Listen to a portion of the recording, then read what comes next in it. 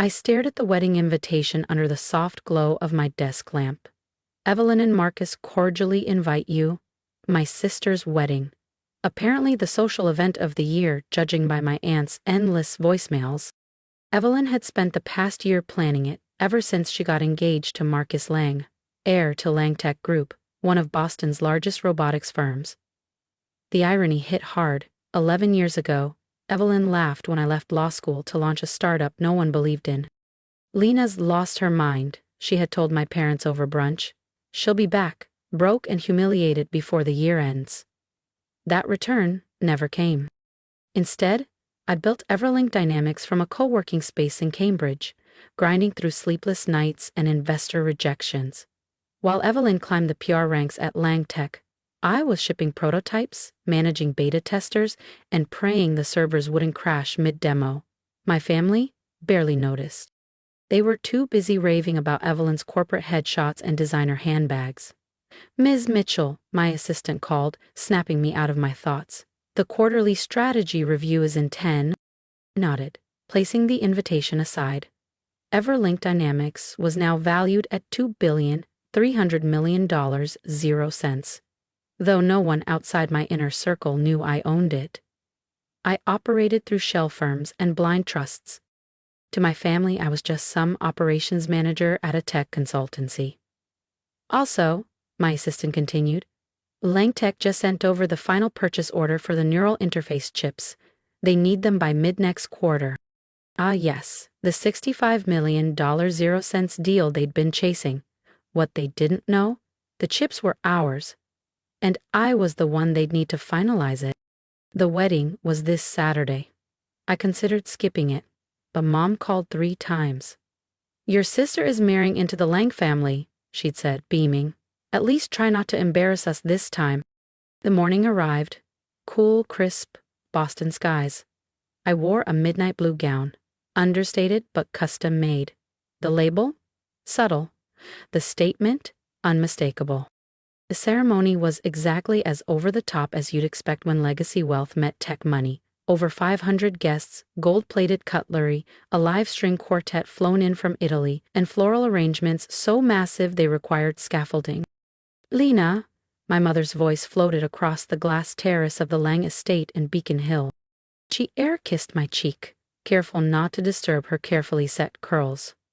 "You actually came, and you look decent."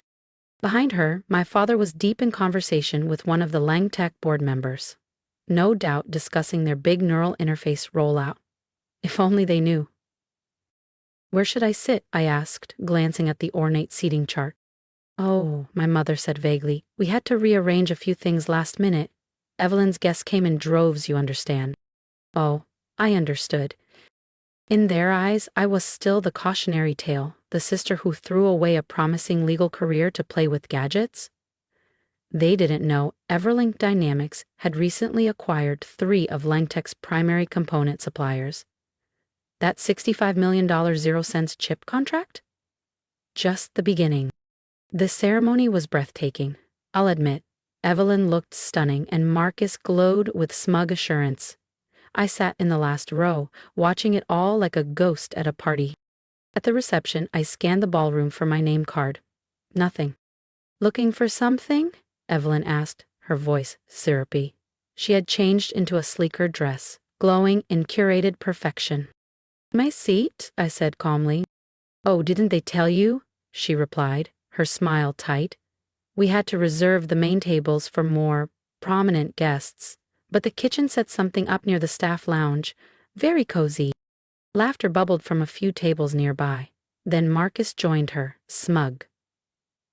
"Come on, Lena. Don't cause a scene. You've always been good at staying in your lane." I smiled. 10 years of being their afterthought burned behind my calm. I pulled out my phone and dialed. "Hi, Jack. This is Lena Mitchell.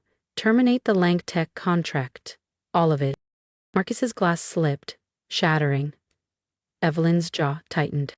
"What are you doing?" Marcus hissed. I didn't answer. I just walked toward the exit. "What contract?" Marcus snapped. I held up my phone, displaying the Everlink Dynamics logo. The $65 million 0 cents neural chip deal your father's been counting on. The one Langtech hoped would rescue this quarter. The one my company was about to deliver. The color drained from his face. Everlink? That's a billion-dollar firm. You're not. Not what, Marcus? I said coolly. Not capable of building something real, not more than the family disappointment. I slid the phone back into my clutch. Congrats again on the wedding. I'm sure the kitchen staff saved you a slice of cake. The ballroom fell silent. Forks hovered mid-air. Glasses froze in guests' hands. Evelyn's smile cracked. Her voice was a venomous whisper. You're lying. Everlink Dynamics is owned by Jackson Rowe, she hissed. Everyone knows that. I smiled. Jackson Rowe is my godfather. He lent his name and face while I built the company in the background. Feel free to call him. Marcus's jaw clenched, his face a pale gray. But the neural contract. Dad's entire launch depends on it. I know, I said calmly. Just like I know about Langtech's failed AR rollout, the investor pullback, and the leveraged loans you've been using to stay afloat. Then came the voice behind them. What's going on? Mr. Lang demanded, striding over, his polished shoes clicking against the marble. Marcus, why is your sister discussing our contract? I turned to him with a pleasant smile and extended my hand. Mr. Lang, Lena Mitchell, CEO of Everlink Dynamics. You may know me better as LM Strategic Holdings, the firm that led all recent supplier talks. His eyes widened as if slapped. Your LM Holdings? The one buying up our vendors? Guilty, I replied. Your due diligence team missed a few breadcrumbs, but no hard feelings. At that moment, my mother burst through the circle of onlookers, flushed with indignation, and rose. Lena, stop this! You're humiliating your sister! Nonsense, I said, lifting my phone. Would you prefer the Q2 earnings reports or a scan of the acquisition contracts? I have both. Marcus's hand suddenly gripped my arm, hard. Fix this, he growled. Whatever stunt this is, undo it. I looked down at his hand, then back up at him, and I smiled. I met Marcus's eyes, unflinching. Fix things? Like when I asked you for a loan to start my company? When I begged you to believe in me and you laughed? Get a real job, he said. Stop dragging the family name through the mud. That was different, he snapped. You were chasing some fantasy, being unrealistic. Was I? I gestured around the glittering ballroom. Tell me, Marcus, who paid for all this? Langtech, the company that's 3 months from insolvency without my chips? Evelyn let out a strangled sob, her mascara streaking under the chandelier lights. Daddy, is this true? Are we really? Mr. Lang fumbled with his bow tie, sweat collecting at his brow. Princess, it's complicated. Business takes time. We just need... Time won't help, I said quietly. Your burn rate's unsustainable. The chip contract was your last hope. My father stepped forward. Then, finally, with a shaky voice. Lena, all this time when we thought you were struggling, I was building, I cut in, an empire, one that now eclipses Langtech and all its subsidiaries. But I guess appearances matter more than substance in this family. Murmurs rippled through the ballroom. Guests reached for their phones, typing in Everlink Dynamics, putting it all together. The dream wedding was quickly becoming a PR disaster. Please, Marcus whispered, his bravado gone. Lena, not here. Don't destroy this day. Think of the family. I laughed, sharp and cold. The family? You mean the one that cropped me out of every holiday photo because I didn't wear Burberry? The one that said I was throwing my life away because I didn't become a lawyer like you? Mother stepped forward, trying to restore order. Darling, we were just concerned. We only wanted a stable, respectable life for you. Like Marcus? I said, voice low. The golden boy who's been embezzling from his division to cover his gambling losses? Marcus turned chalk white. I own the firm that audits Langtech's books, I said calmly. I know everything, Marcus. Every false report, every shell payment. Evelyn spun toward him, her dress swishing like silk thunder. You stole from my father? Guests were openly recording now. What was once a display of status had become a collapse caught on camera. Mr. Lang's face darkened to a deep shade of crimson, and I smiled. Security, Mr. Lang barked, panic rising. Remove her, all of them. I wouldn't, I said calmly, brushing an invisible speck from my midnight blue dress. Yes, the same one my mother had criticized hours earlier. Not unless you'd like Everlink to call in every loan we've acquired from your lenders. Let that sink in. We own a significant portion of Langtech's debt now. It'd be a shame if it all came due at once.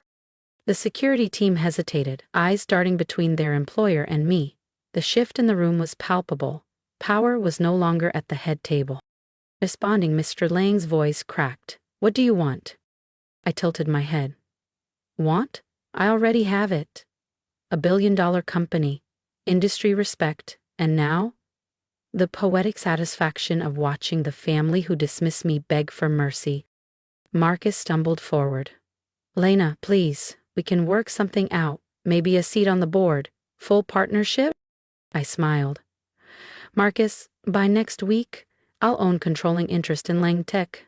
You're gambling, your father's negligence. It handed me the company. The neural chip deal was just the final handshake before the acquisition. Evelyn dropped into a chair, her wedding gown wilting around her like crushed silk. This can't be real. Not today. You're right, I said, echoing her earlier insult. The kitchen staff does have a lovely table set up, perfect for your new place in the hierarchy. My mother reached for me one last time. Lena, think about what you're doing. We're your family. No, I replied softly. You're the people who taught me that worth is measured in brands and brunch invitations. That was the best fuel I ever got. I turned toward the exit, then glanced back. Oh, Marcus, those debts you've been hiding? Everlink owns those too. Expect a call. Behind me, the ballroom erupted. Evelyn sobbing, Mr. Lang roaring, my mother desperately trying to salvage Grace. Outside, my Tesla waited at the curb, elegant, unflashy, like the woman who built a tech empire while everyone underestimated her. My driver, also head of security, opened the door. Everything okay, Miss Mitchell? I gave the chaos one last look. Everything's perfect. Let's go, Mike. We've got a company to finalize. Langton's stock nosedived as news of its debt crisis and Marcus's embezzlement hit the press. Evelyn filed for annulment within the week, unwilling to anchor herself to a sinking legacy. My parents left voicemail after voicemail, shifting from rage to regret with each passing day. But I stayed focused, doing what I did best, building. Everlink Dynamics absorbed Langtech's key assets, stripped the excess and cut the rot. Most employees stayed. Management didn't. Marcus's department was the first to go. 3 months after the wedding that never truly was, I sat in my corner office overlooking Boston Harbor, reviewing Everlink's quarterly reports. We were up 24%. My assistant buzzed in. Monsieur? There's someone here to see you. No appointment. Send them in, I said without looking up. The door opened, and a wave of expensive perfume trailed in.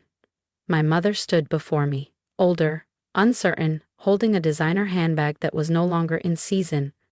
The receptionist didn't recognize me, she said, voice small. I had to show my ID.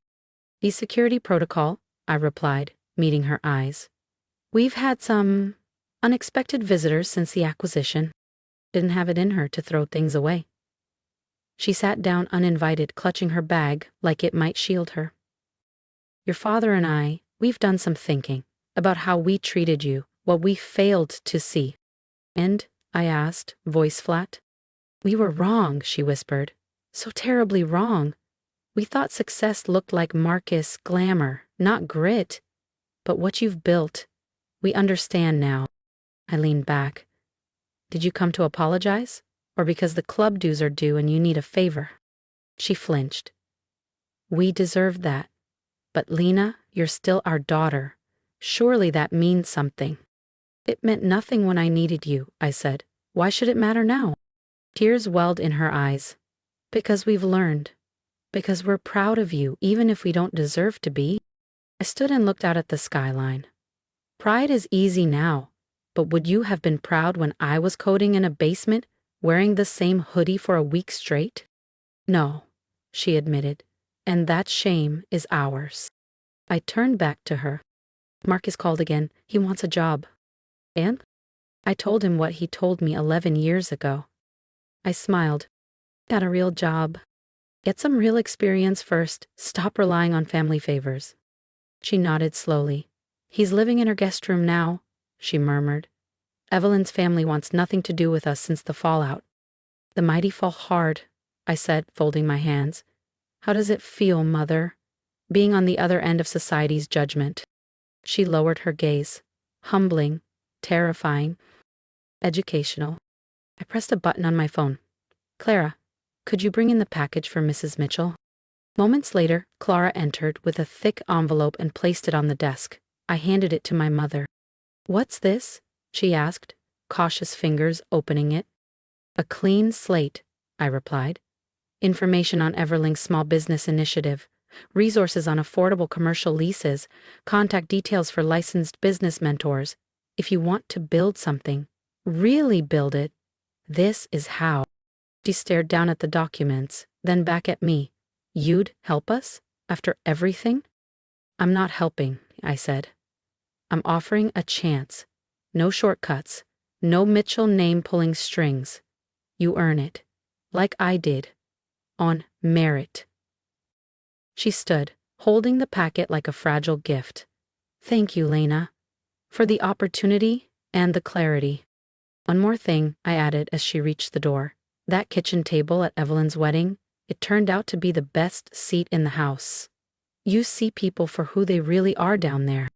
She nodded slowly, understanding more than she had before. Then she left. I turned back to my work. Everlink Dynamics was expanding into AI-driven biotech, and we had contracts to finalize.